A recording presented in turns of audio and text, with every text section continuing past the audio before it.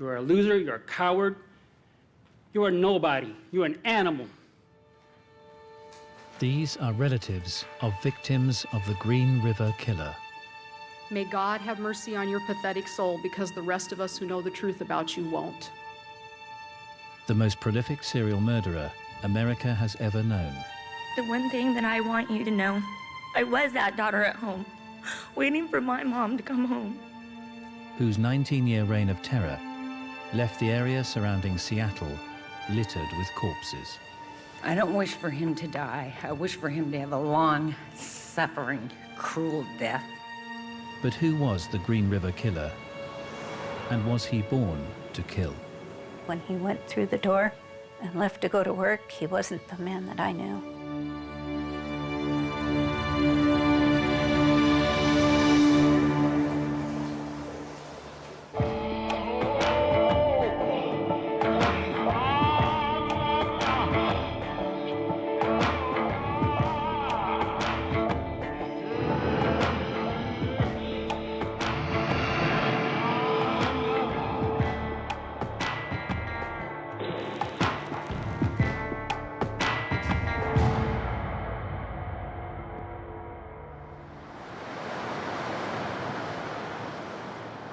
The old Highway 99, adjacent to Seattle's SeaTac Airport. 30 years ago, a notorious spot. This area, back in the early 80s, had a very transient population. There were topless bars over here. There were a lot of hotels where you could rent rooms for an hour or two. Faye Brooks, then a detective assigned to sex crime cases, was regularly called to the street known simply as the Strip. There were a lot of young women who were working the streets. All the girls were young, and some of them had troubled pasts, but all of them are somebody's daughter and somebody's sister. A lot of the young girls had grown up in abusive homes, and that was why they were running away. And I could relate to that. I'm a survivor of child sex abuse, and there but for the grace of God were I, and so I could certainly empathize with them, and I also wanted to help them. One such woman was Marcia Chapman, a street worker who claimed to have been raped. And the apartment building where she lived was right here. Marcia was a beautiful, statuesque black woman. She was 31. She had 3 children. She couldn't support them on the job she could get, and she was working as a prostitute. She was living in an apartment that was sparsely furnished, so I think she was like down on her luck. She seemed to have a kind heart and was a nice person, but under the circumstances, she did what she had to do to make ends meet. Marcia's alleged rape was typical of the hazards working girls on the Strip faced. At the time, best-selling crime writer Ann Rule lived just blocks from the area. I would sometimes stop and warn them and say, do you know what I do for a living? I write about murder. And you don't have a chance out here. How do you know who you're getting in with? And usually they would just shrug and walk away. In 1982, the dangers of working the Strip would be brought home by a discovery in the nearby Green River.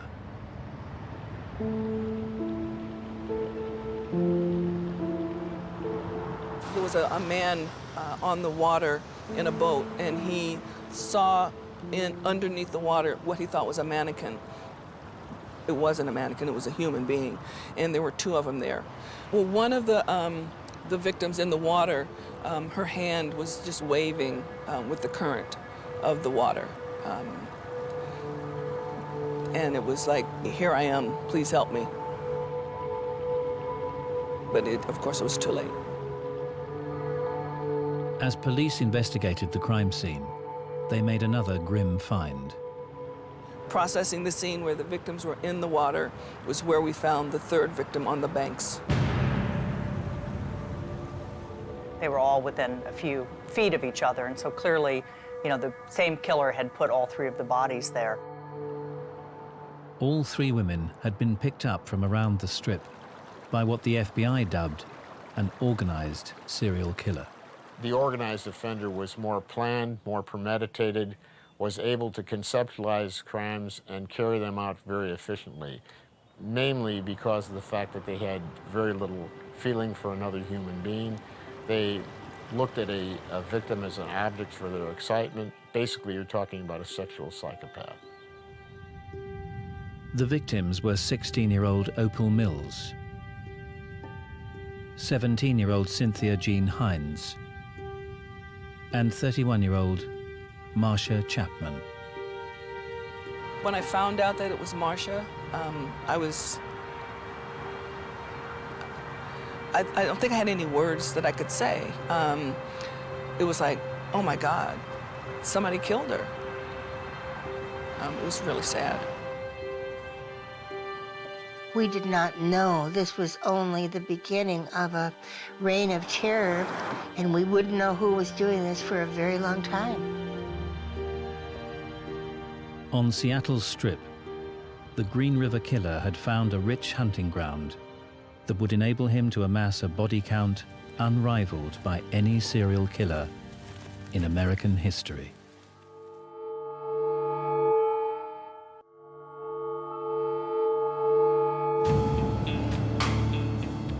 By autumn of 1982, the bodies of 5 young women had been discovered in or beside Seattle's Green River.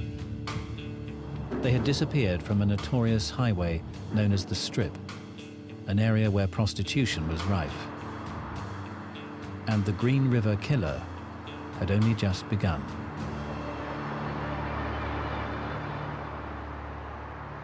On the 15th of September 1982, 18-year-old Mary Bridget Meehan vanishes. Bridget was the much-loved daughter of a Catholic family in Bellevue, a very rich suburb of Seattle. She skipped school a lot. She joined up with a boyfriend named Ray, and they were living in a cheap motel on Highway 99. She left. I think she was still possibly turning a few tricks, and she didn't come back. Her family was so upset because she was 8.5 months pregnant. To every serial killer, human beings are objects. There's no emotional connection. There's nothing there. On the 20th of September, another girl, 15-year-old Deborah Lorraine Estes, disappeared. Yet police were still unable to identify a killer. This was the area that I was working in. This is the area where the bulk of the Green River victims were picked up from. And we would sit here and look, you know, trying to identify who might be the suspect. We had very dedicated detectives who were determined to solve this case. On the 26th of September, 16-year-old Linda Jane Rule vanishes. Linda Rule was a slender blonde girl who lived up in the North End. She had been working the streets, and she had a boyfriend who kind of served as a pimp. She disappeared from an area near the Northgate Mall. Like all serial killers, he seemed to have the ability to sense vulnerability in potential victims. He didn't take the streetwise girls. He was looking for the younger women. By the end of 1982, 15 girls would be missing or found dead, and pressure was mounting on the sheriff's task force. People hoped that law enforcement would be successful. There were different rumors that were passing around of who the person might be. There was rampant speculation that it might be even a law enforcement officer because of the easy access that the individual had to the number and variety of women in the community. You know, the unfortunate thing is some of the women of the street felt like the sheriff's office wasn't investigating the case as hard as we could have because they were street kids and runaways, and that's not true. Everybody assigned to that investigation was committed to solving it, committed to bringing this person to justice, because these were, you know, somebody's daughter, somebody's sister, somebody's mother, and we cared about them. We cared about them like they were our own kids or our own family members, and we wanted to solve it. Then, on the 30th of April 1983, a young girl was spotted being taken from the Strip. Maria Malvar, with her boyfriend, were at a restaurant on the highway. Her boyfriend went to make a phone call. When he came back, Maria wasn't in the restaurant. And he was very concerned, and he thought, well, I'll go out on the highway and see if I can find her. And he realized that Maria was in the truck ahead of him. There was a man driving, and then she was talking to the man. And so he determined to follow the truck because he wasn't sure what was going on. He worried about her. And they got up to the stoplight at Highway 99 and 216th. But when he turned left, he couldn't see the car. Marie's boyfriend returned with her family to search the streets for the pickup truck she'd left in. And in a quiet cul-de-sac, just a few blocks from the Strip, they found it, parked outside the modest home of a local truck painter. And they asked local police, please, to go there because they believed Maria was in that house. One of the sergeants did go there, knocked on the door, a man answered, and he said, there's nobody here but me. And they didn't press it. All serial killers have the ability to appear so normal that they throw off even people who are considered experts. The serial killer is the Olympiad of the pathological liar. The man's details joined hundreds more in the task force's files. A saliva swab would later be added. Still, girls continued to vanish. And the list kept getting bigger and bigger and bigger. By June 1983, at least 26 girls had disappeared. They learn from their crimes. As their murders grow in number, their efficiency increases. The remains were being found in secluded, quiet, dark areas. That summer, 5 girls went missing. By the time they're up to 5 or 6 or 10 homicides, they become very difficult to catch. The fear was tremendous and deep throughout the entire community. Autumn, 5 more vanished. Some of them were in the mountain foothills, some of them were down in the Green River Valley. He was, ahead of us. We wanted to catch him. We wanted to stop him. Winter and spring 1984, 4 more girls gone. There would be 3 or 4 or maybe even 5 in one spot. Unbelievable. He was outsmarting the homicide detectives. Everybody was looking for him. He was dumping women like they were garbage.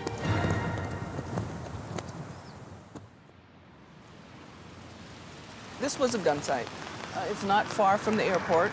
It's not far from the Strip where the young girls were missing.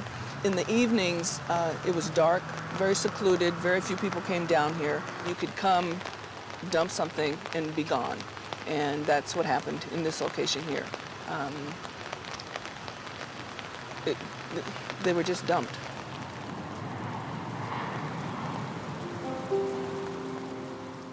Among the dozens of bodies found was the 16-year-old Linda Jane Rule, her skeletal remains hidden under a bush.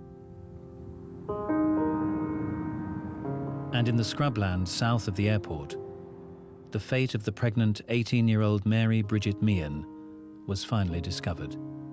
Someone raped her, killed her, and buried her and her unborn baby in a shallow grave on the west side of the highway.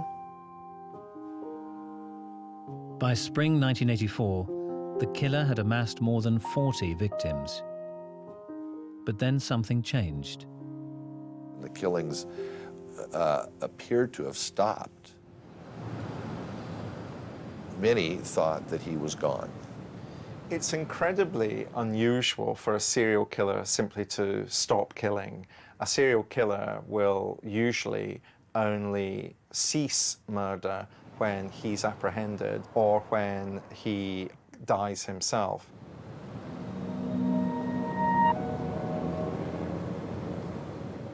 In 1985, the truck painter from the house in the quiet cul-de-sac began dating 40-year-old divorced mother, Judith.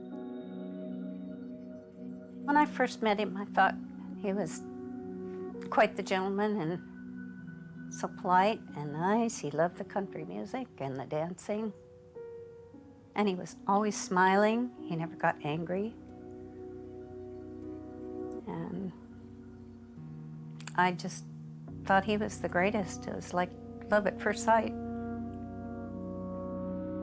Within months, the house became Judith's home. He offered to help me move and that I could move in with him if I liked. There was no carpet in his house, so he let me pick out some carpet. He had previous renters in there. And he had told me that the little one had wet on the carpet. The house needed a woman's touch. After 3 years living together, the couple wed. We were married in 1988. It seemed like the perfect marriage, and so he was good to my daughters, played with my grandchildren.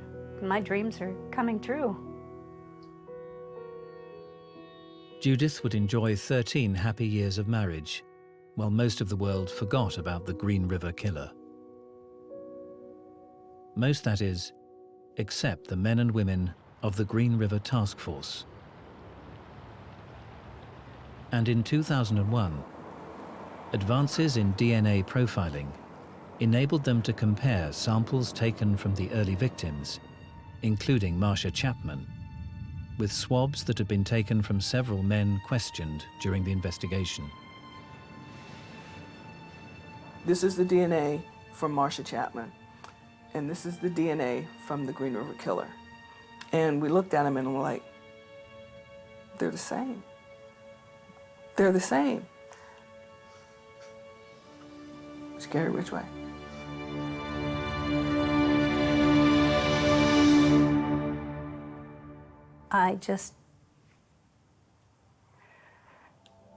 I couldn't believe it. I was just devastated and in shock, and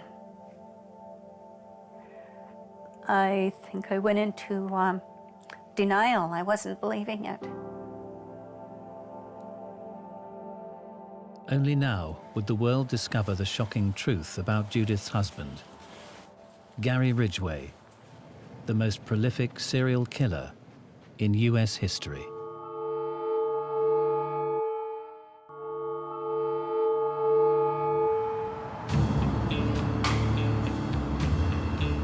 During the 1980s, the mysterious Green River Killer had prowled the red light district of Seattle's Strip unchecked, amassing a terrifying body count.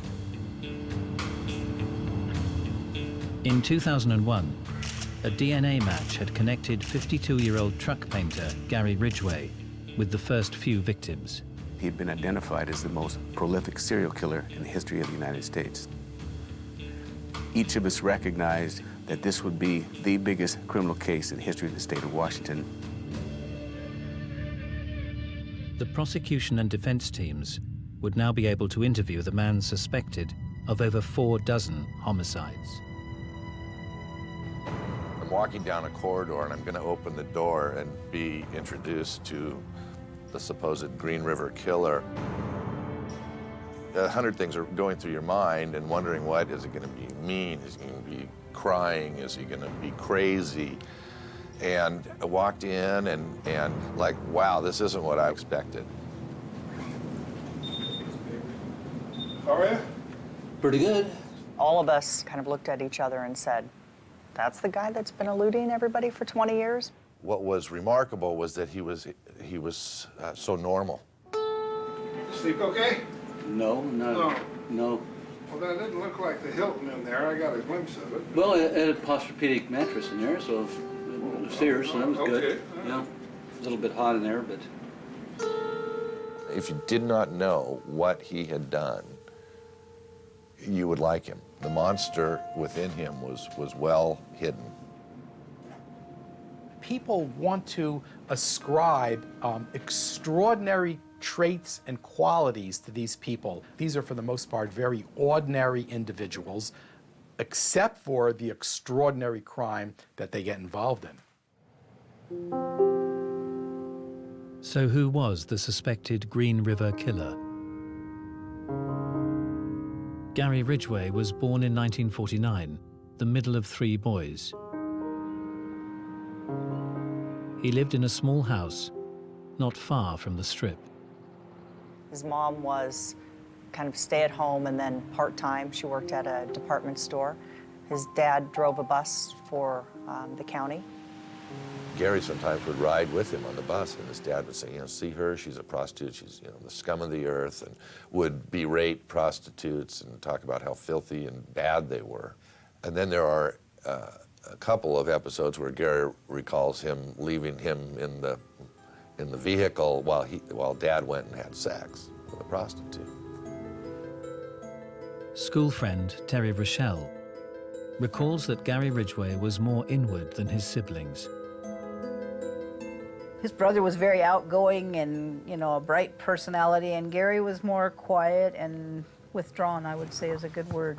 He was just a little pipsqueak guy, just, somebody's little brother, basically, you didn't pay a whole lot of attention to him.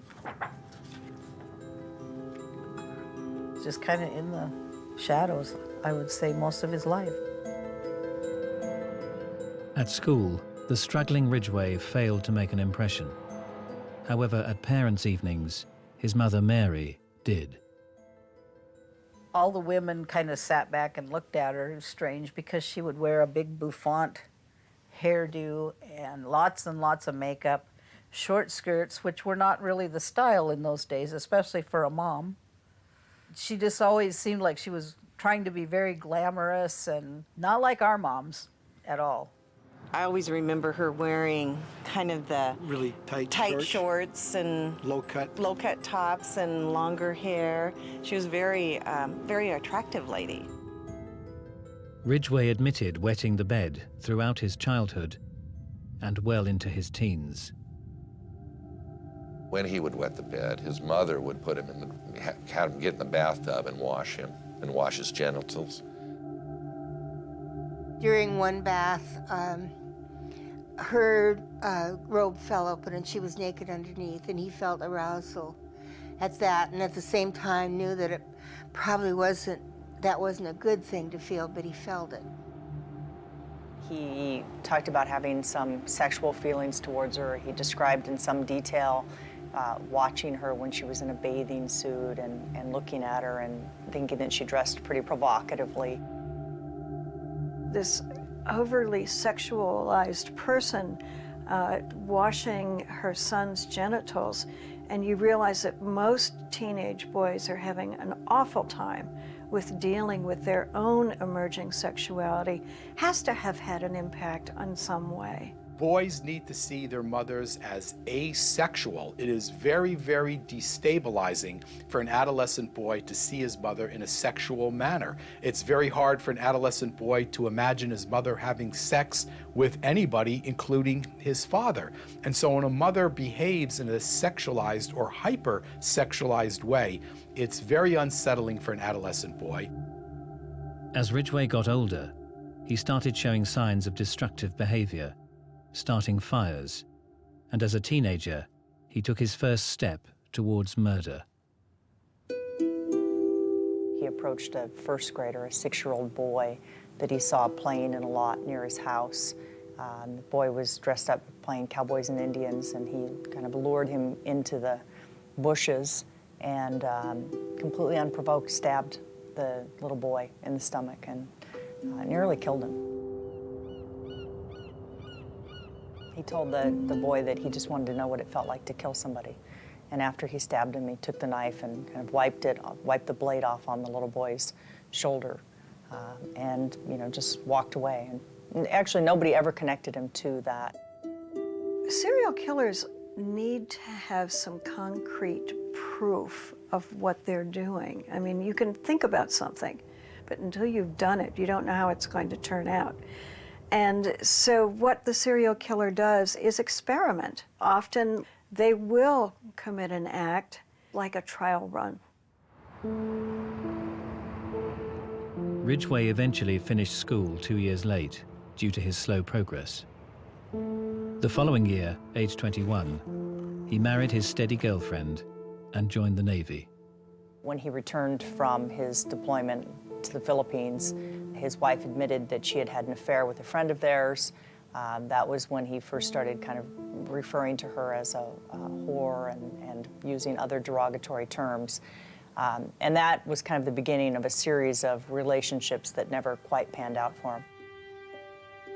During the early 1970s, Ridgway got a job spray painting at the Kenworth truck manufacturers. He then met and married his second wife. He was very much into having sex, often, repeatedly, throughout the day, as frequently, pretty much, as women would agree. They would go out in the truck, and he loved to have sex in public where they could be discovered at any time. But after having a child, their relationship deteriorated. His wife left him when his son was about 5, and that really hurt him. And that was when he started to go frequent prostitutes. Ridgway claimed he became addicted to prostitutes. He had in fact been quizzed by police about his activities on the Strip several times during the 80s, even passing a lie detector test when grilled about the Green River murders. When your subject is someone without a conscience, who has no regrets and no remorse and no real concern, they can pass them. He was a magnificent liar. He had an ability just to go and talk, and he would just talk and tell stories, and I for a while, I assumed they were true. And when I would go in to visit Gary at the jail, he would tell me that everything's okay. He didn't do it. He didn't hurt those women. He didn't kill them. He didn't. And I would believe him. As he was questioned in 2001, Ridgway continued to protest his innocence. Up to this point, Gary had been maintaining that they had the wrong person, that he had had sex with many prostitutes, he hadn't killed any, and that was essentially going to be the defense. But when forensic evidence surfaced, tying him to 3 more victims, Ridgway's story changed. Myself and another attorney were in the meeting room waiting for Mr. Ridgway. I don't recall what we were talking about, but we both had smiles on our faces when he walked in. And he said, "Oh, you won't be smiling when we're done. I've been lying to you all. I've been manipulating everyone for all these years. I killed them all." Only now would investigators discover the true shocking horror of the Green River Killer's crimes.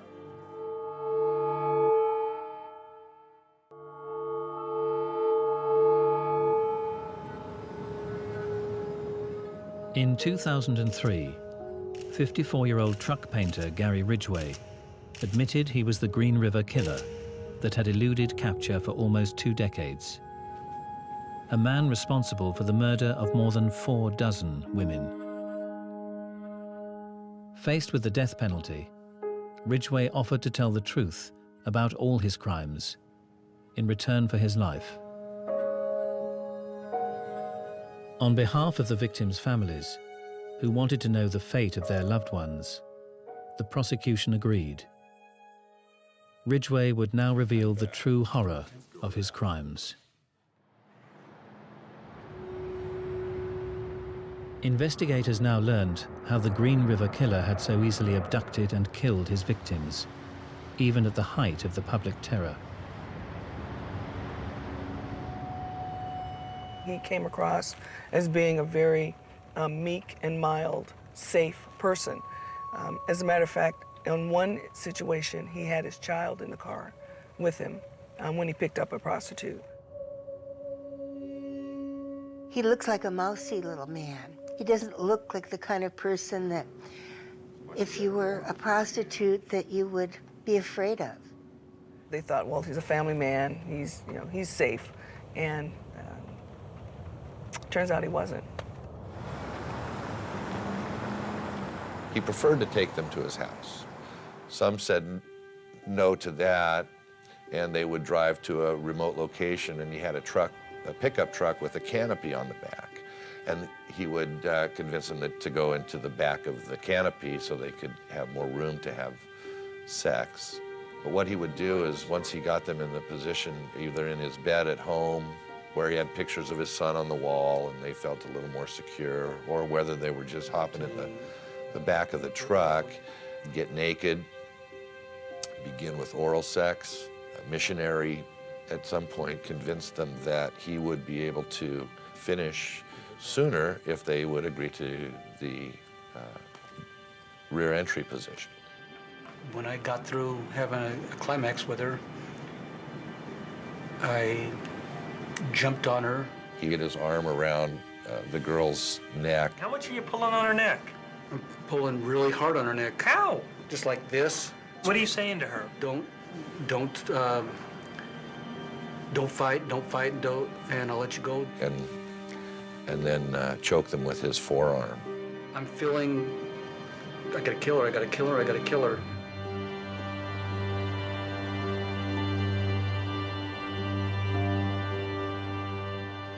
You'll need to go up to kind of like on the top of the hill on this and pull in. Ridgway guided the investigators to where he dumped dozens of young women. I just drove in my pickup and camper and parked it, brought her body over and put it a little bit over the hill. His method of recollection was where he had left their bodies. Between this one and that one up there, you think you put like five of them in there. Okay. He essentially said the victims didn't mean anything. I have no idea who they are. I don't know if they're black, if they're white, how old they are, how young they are. I mean, they really meant nothing to me as an individual. What you're getting is what you're gonna get, and that's all you can get because I don't remember. To every serial killer, human beings are objects. In the homicides that they commit, they're never going to remember the name. They're never going to remember the face. They'll remember the concrete action of where those bodies are. One of the dump sites that Ridgway identified was that of Marie Malvar, the 18-year-old whose boyfriend had spotted Ridgway abducting her. He admitted that when he strangled her, she had fought back harder than any of his victims. I put battery acid myself right here and there to cover up scratches. So there's a scratch here, scratches here from Milvar. Ridgway claimed he was filled with rage and had wanted to hurt his victims even after their deaths. He admitted he'd tried to set the lifeless 16-year-old Linda Rule's hair on fire. You know, he seemed throughout the interviews to try to blame a lot of what had happened on the women in his life. That the women that he actually killed were kind of an extension of all the women before who had disappointed him in some way. All the pressure just built and built and built and built. My releasing was killing women.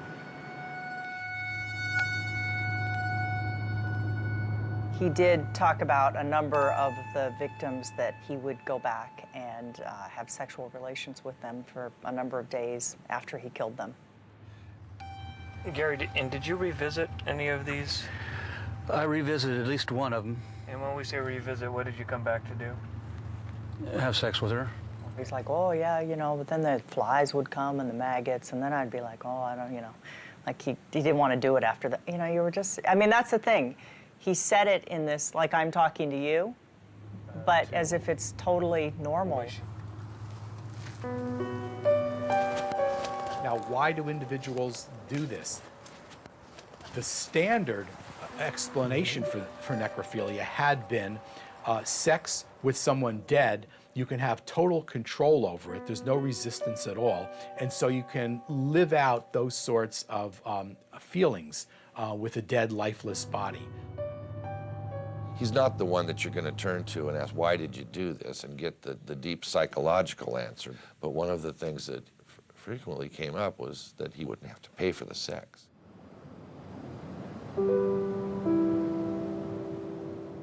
Ridgway's murderous spree had continued unabated until he met his third wife, Judith, in the mid-80s. Gary was so straight, normal, and loving and gentle. He was so kind around me all the time. He didn't get mad or upset about anything. It seemed like the perfect marriage. When he first met her, he stopped patronizing prostitutes and stopped killing. And then, as he put it, he fell off the wagon. Gary would call home and say that, you know, he's going to be late coming home, so he's going to grab a bite to eat, grab a hamburger, and, you know, he'll be late. When I think back now, that was probably one time when he was out picking up someone off of the Highway 99 strip. And then he killed again. Right in here's where I killed her. Right in here. How far in? 20 feet.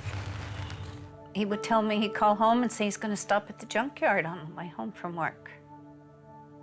And then when he got home, he didn't really have any parts from the, so that may have been another occasion.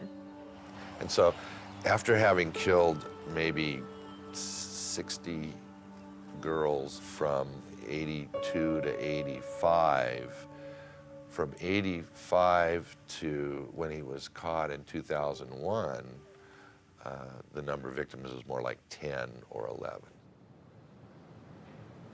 Mr. Ridgway, how do you plead to the charge of aggravated murder in the first degree as charged in count 1? Guilty. In 2003, Gary Ridgway made his plea to the 48 charges of murder that investigators could conclusively tie him to. How do you plead to the charge of aggravated murder in the first degree as charged in count 5? Guilty. When he confessed, and when I sat and listened to him say guilty. Mr. Ridgway, how do you plead to the charge of aggravated murder in the first degree for the death of Marcia Chapman? Guilty. After every one of the names that they had said. For the death of Mary B. Meehan? Guilty. I just sat there and cried, and that's when Based it upon my observations, finally sunk in that this is real. He did it. There's someone else inside of him when he went through the door and left to go to work. He wasn't the man that I knew. Count 19 for the death of Linda Rule? Guilty.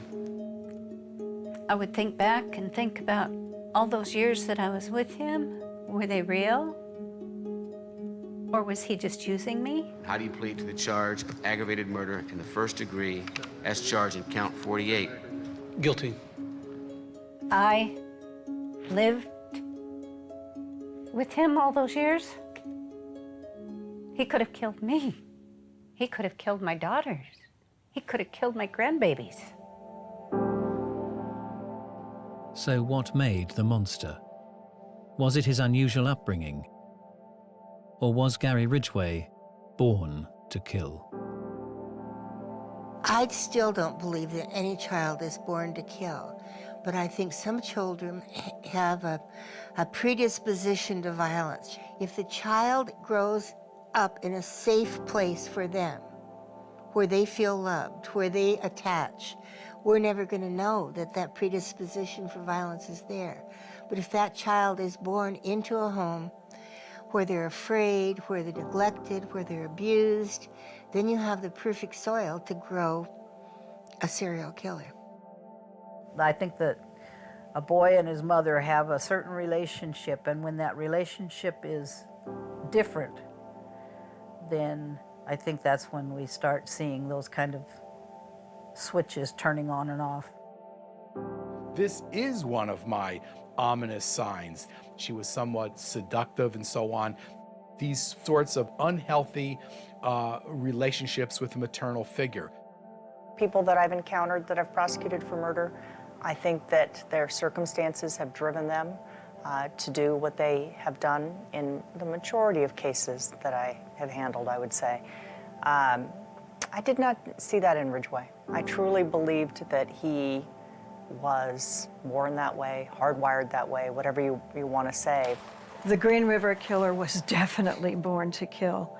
He was an individual who has this changed gene and culminated in a tremendous number and intensity of homicides.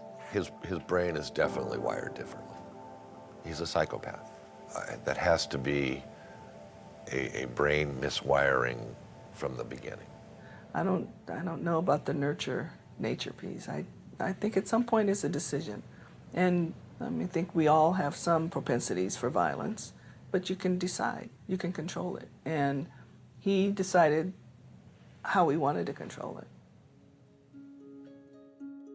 19 years after Marsha Chapman's body was discovered beneath the surface of the Green River, Gary Ridgway was sentenced to serve 48 consecutive life terms without the possibility of parole. In the end, Marsha got her justice because it was DNA found on her that they could match with Gary Ridgway. And Marsha got her day. That was a good day. It was a good day. Before Ridgway was led away, Judge Richard Jones instructed him to face the victims' families. There's a tremendous amount of emotion that these family members wanted to pour out for Gary Ridgway to hear. I can only hope someone gets the opportunity to choke you unconscious so you can live through the horror that you put our daughters, our sisters, our mothers through. The pain would not go away, but it brought them closure. The one thing that I want you, Gary Ridgway, to know, I was that daughter at home, waiting for my mom to come home.